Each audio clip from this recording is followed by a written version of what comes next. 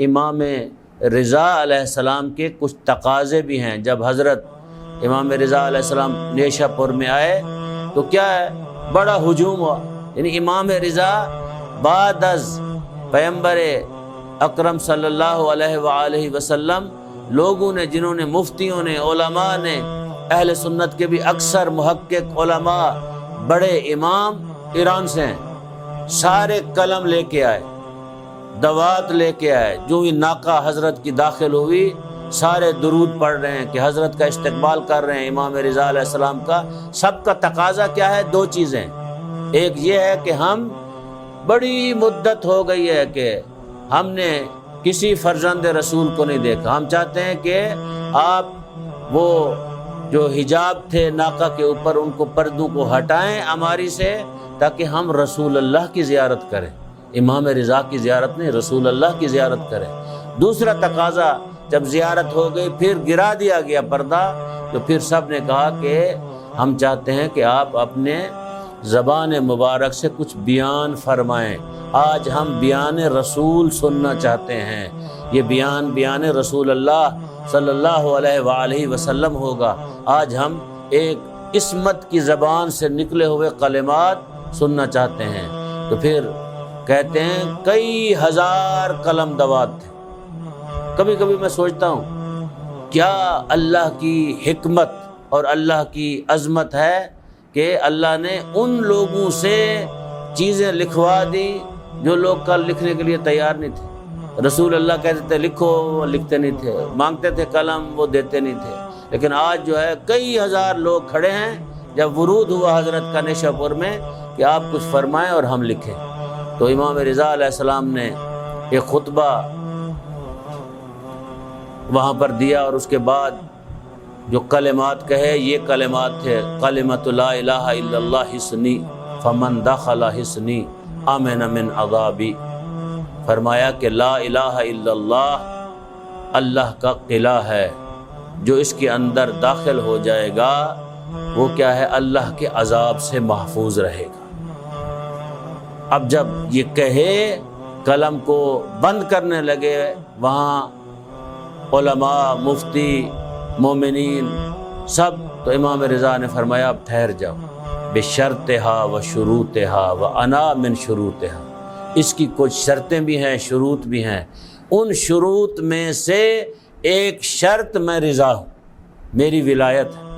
فقط لا الہ الا اللہ کافی نہیں ہے جب تک میری ولایت، میرے جد امیر المومنین کی اور ہم سب ائمہ کی ولایت کا اقرار نہیں کرو گے۔ تو یاد رکھو، حدیث کو بیان کرنے کا مقصد یہ تھا کہ یہ فقط ولایت بھی کام نہیں دے گی، خالی آپ کہیں کہ بس ہم یا علی کریں گے یا رضا کریں گے تو بس ہم جنت میں چلے جائیں گے، اس کا کوئی فائدہ نہیں ہے جب تک عملی مظاہرہ نہ کریں۔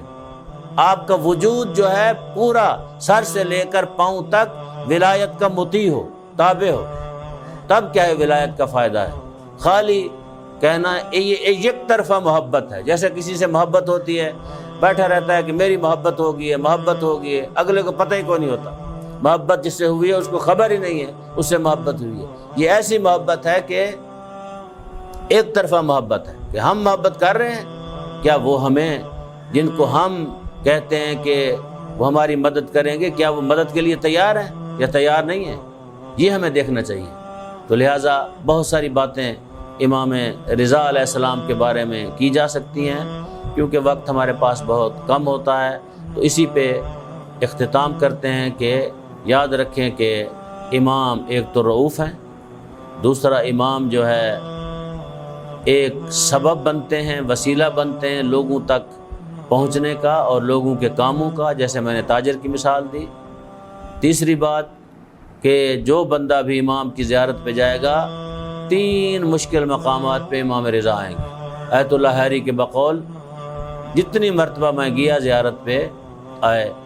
چوتھی بات، امام رضا علیہ السلام کی زیارت رسول اللہ ہے۔ 5ویں بات، امام رضا کا قول رسول اللہ ہے، تو امام رضا علیہ السلام نے بیان فرمایا۔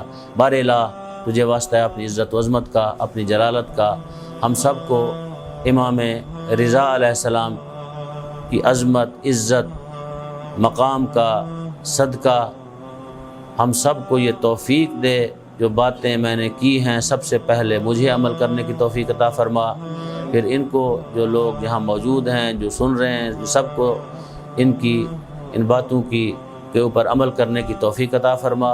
میرا اللہ امام کو ہمارے لیے ان 3 مقامات مشکل مقامات پہ شفیع قرار دے۔ میرا اللہ ہماری زیارت کو جو ہم زیارت پہ جاتے ہیں زیارت باب معرفت فرما۔ میرا اللہ تجھے واسطہ ہے امام رؤوف امام رضا علیہ السلام کی عزت عظمت کا، جن مومنین نے ہماری مدد کی اس سیکشن کی، جس میں سرفر سید علی ذوالقرنین، صدیقی برادران، نور بھائی، شیخ عامر حسن، اسی طرح ایک ڈاکٹر صاحب ہیں، ایک خاتون ہیں۔ میرا اللہ ان سب کی توفیقات خیر میں اضافہ فرما، ان کے مرحومین مرحومات کو جوار رحمت میں جگہ عطا فرما۔ بالاخص میرا مالک علی ذوالقرنین صاحب کی بیٹی، ان کے بھائی، باقی مومنین کے جتنے بھی مومنین نے مدد کی، ان کے مرحومین مرحومات کو جوار رحمت میں جگہ عطا فرما۔ میرا اللہ تجھے واسطہ ہے اپنی عزت عظمت کا، اس ادارہ کے مؤسسین، بانیان، علماء، جتنے لوگ بھی دنیا سے چلے گئے، میرا مالک امام رضا کی عزت کا واسطہ ان سب کو جوار رحمت میں جگہ عطا فرما۔ میرا اللہ بالاخص محسن ملت علامہ اختر عباس صاحب، قبلہ قاضی صاحب، مولانا خادم حسین صاحب، میرا اللہ انہیں جوار رحمت میں جگہ عطا فرما۔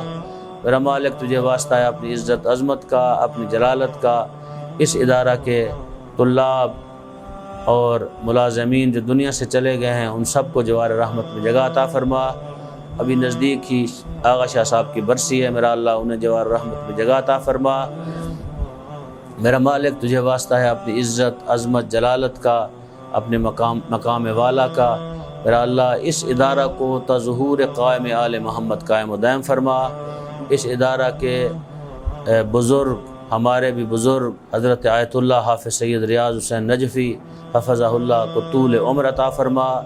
میرا مالک تجھے واسطہ ہے اپنی عزت عظمت جلالت کا، اپنے مقام والا کا، ہمارے 12ویں آقا امام زمانہ کا ظہور جلد فرما، امام کو ہم سے خوش اور راضی فرما۔